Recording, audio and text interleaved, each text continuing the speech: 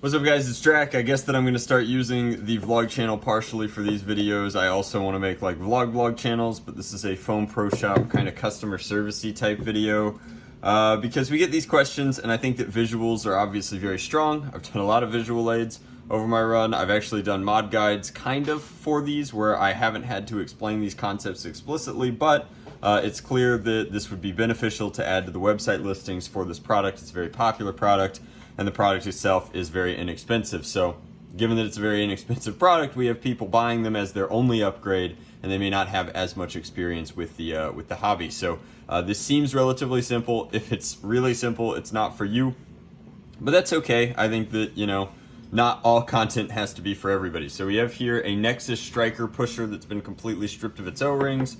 We have here an Aeon pusher that has its O-rings, and we have here the skinny pusher. Now we sell these for the Aeon, and we sell these for the Nexus and the Striker. The Nexus Striker one being the same length, the same hookup, everything. So obviously you're tapping out your pin to reattach these to the bolt for the new blaster mod or what have you. And the purpose of this is that by making this skinny while maintaining the airflow through it, you can do, I guess, bolt close magazine reloads, which is very helpful if you happen to be in that regard. But the issue that we've run into is that people, as they're stripping these down, because we don't include O-rings with this, because that would be cost prohibitive for such a cheap and easy upgrade part, people just strip all the O-rings off of their original part, which is what you're supposed to do. You're supposed to replace these O-rings onto the new part. But if you strip them off, quote unquote, willy-nilly, and then throw them in your bin of parts, and then put them back on, again, without any sort of like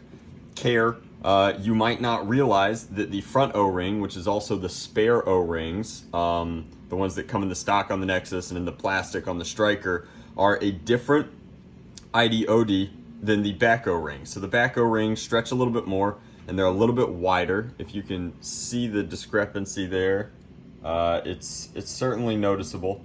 But the back ones are wider because this is a wider piece, I suppose. And I'm kind of struggling through this one because it's early, but you know, we'll get better and better at these as we go along. So I brought out a stock Aeon pusher here so that I could show you that difference. We're going to take these three and set them aside so that there's no confusion whatsoever. You're going to want to do this with either a really small flathead or a, so you don't stab yourself like I just did, or some really thin pliers like these. And the objective, of course, is not to cut them. So you pull that off, and there's that one. There's two on the back.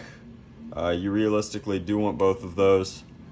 And then here's the front one off of anything. Ironically, the O-rings are cross-compatible between the two blasters, but you can see that the spread that you should have, spare O-rings aside, is you should have two big and one small. And then the trick and the issue that we've gotten with a couple of customer questions and quandaries, if you will, is that people are putting these O-rings up here and wondering why they don't fit, or they're putting this O-ring back here and wondering why, because you can squeeze this onto here and then it doesn't provide as good of a seal. So what you have to do, and you're going to want to re-grease these when you're done, is you want to make sure that you put that O-ring on the front to get a better barrel seal, and then starting with the one further back, kind of thumb it in place like that, and then put that there, and then put the second one there. It doesn't help that these pushers are black, but you should be able to see there that that is two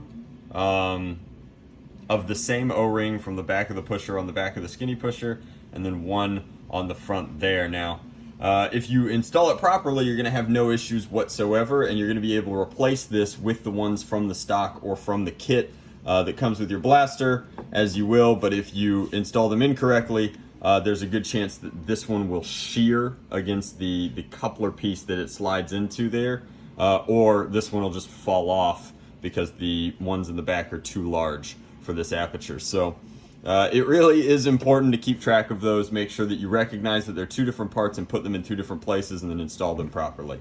But I wanted to make this video so that I can link it on the web store for people who are like, why isn't my O-ring working properly? And it's like, well, this is why. Simple fix. Thanks so much for watching. See you next time.